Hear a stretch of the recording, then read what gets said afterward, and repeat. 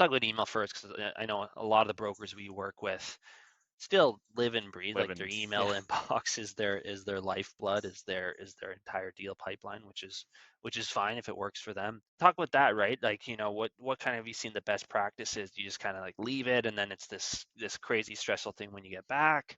Do you kind of check it every day? Are there any kind of, I guess, cool tech in the theme of the podcast, of course, tech tips you've seen people doing to manage their inbox better? What have you seen?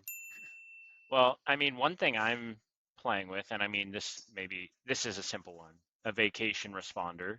Have that on when you're gone, so people know you're Yeah, gone. okay. That's not That's really cool table tech, stakes. Yeah. but yeah. But what I'm starting to do is actually turn it on before I go, letting people know I have one coming up. I think it was Dave from DLC that told us he does that Oh, yeah. a couple I years haven't. ago. Yeah, And okay. so I started doing it. And I mean, it causes a little bit of people freaking out and booking time with you before you go, but then I think it reduces the pain while you're gone or helps. So that's another thing, just turning it like a vacation upcoming alert and then when you're gone. But I mean, one of the things that people should look at, and I'm pretty sure all email providers do it, is having some way of having a shared inbox. So you're not the only one who can access it. A lot of you have Yeah. teammates or colleagues that could at least fill in for you. And there's always high priority stuff that comes in. And there's some risk to that. Maybe you can talk to that. But we have that. We actually have it in a more advanced format. We actually use a desk software or a ticketing software. And there's a ton of Yeah. benefits of that. But at the Yeah, I very think least, it have a shared inbox. Yeah.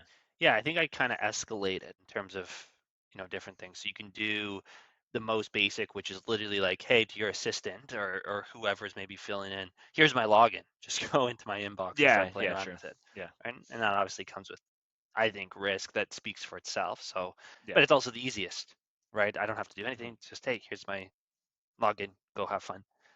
Next level would be something similar to what you're describing, where some of these email providers actually have tools where it's like, hey, I want to share my inbox. I want to Like be able to do that. delegation or whatever. Yeah, I Yeah. think delegation. I mean, we use Zoho Mail, of course, and we've had the ability to, okay, this colleague can actually access my inbox, but all they can do is reply to emails. They can't create a brand new one or something like that. So that gives you the next layer of privacy. Still not great because they can maybe see everything. And then the third level would be using maybe a CRM or, like you said, a desk tool, which aggregates all those emails that you have and puts it in a spot.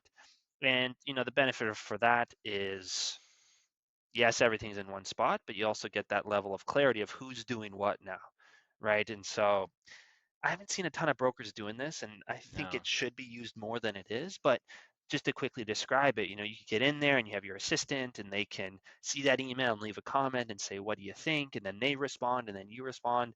On your end, you can see that full transaction, that full history. Whereas on the client's end, it's just like they're having a conversation with you. So with those three levels come, probably increasing work, but decreasing risk, right? And so it's just about finding that balance for you and what makes the most sense. But it's a matter of doing something for sure. And I think for us, of course, we see a lot of people doing it with the CRM too, where all emails can sync up to the client's profile.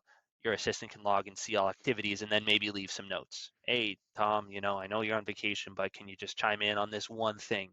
Yeah. And so it's not that you open up your inbox and it's this massive hurricane, it's targeted, right? Your assistant or whoever might be helping you at that time can say, okay, there's 100 emails that came in. Here are the five that you need to look at, right? That makes things a lot more manageable.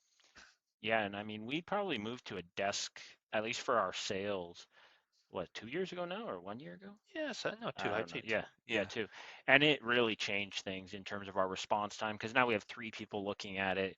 We all kind of piggyback on each other. So we're always like helping each other like we're out of office per se during the day, Yeah. every day. Like anyone can answer the email as long as they know what to answer. So it's a great way. And there's all kinds of automations and reporting and all kinds of stuff you can do if you want in these desk tools. A lot of people when Yeah. they have like info ad or sales ad or support ad or underwriting ad, that's when you should kind of put it in there when it's less personalized already in terms of the Right. URL or the email And that's address. what a lot of people do, right? They have an info ad or a sales ad, but it's just everyone's in Gmail, right? Yeah, So if you take yeah, that extra step and get into one of these tools, just you have all those added benefits that we talked about. And it does, whether it is just an info ad in Gmail or one of these desk softwares, if you can implement it for your vacation or just on a regular day to day, lets you get those reps in. Yeah. to say, okay, actually, when my assistant responds to the client, it's actually not so bad, right? Some people have that control, and I know actually I'm a lot like that, where oh no, I gotta have the first email, or I have to send the email. There's a very specific way I ask for docs, but you learn pretty quickly that someone who can help and can get you 80, 90% of the way there pretty quickly. And so if you're Yeah. okay with losing that last 10%, which I think you should be, most people should be, you can save so much time and a lot of productivity with that.